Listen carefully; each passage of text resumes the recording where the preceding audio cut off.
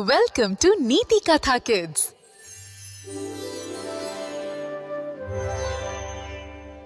हिमराज नावाचा एक चमकदार बर्फाचा ठोकळा एका सुंदर बर्फाच्या गुहेत राहायचा. तो खूप सुंदर होता, पण त्याच्या जवळ आलेली प्रत्येक गोष्ट गोठवून टाकायचा. त्यामुळे तो एकटाच असायचा. एके दिवशी एक लहानशी तेजस्वी काजवा त्याच्या गुहेत चुकून आली. तिचा प्रकाश उबदार होता. हिमराजला त्या उबदारपणाची ओढ लागली, पण त्याला नेहमीप्रमाणे थंडी देण्याची इच्छाही झाली. हिमराजने आपल्या स्वभावाप्रमाणे थंडगार वारा सोडला, ज्यामुळे काजव्याचा प्रकाश थोडासा मंदावला. त्याला एक क्षणभर एकटेपणाची आणि नाराजीची भावना जाणवली. काजव्याने पुन्हा प्रयत्न केला. तिच्या उबेने हिमराजचा एक लहानसा भाग थोडा गरम वाटू लागला. हिमराज गोंधळला. त्याची थंड करण्याची शक्ती कमी होत होती आणि त्याला चिडचिड झाली.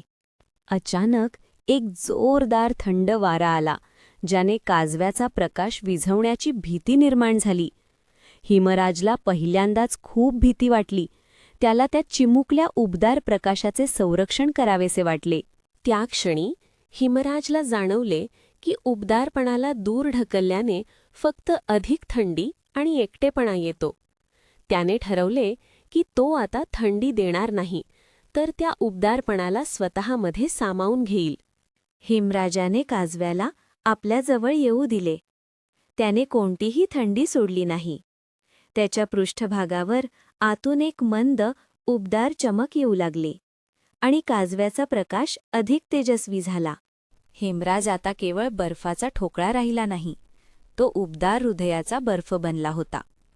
त्याच्या गुहेत लहान फुले उमळली आणि इतर प्राणीही त्याच्याकडे येऊ लागले.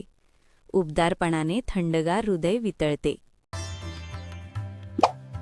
Like, share and subscribe for more stories.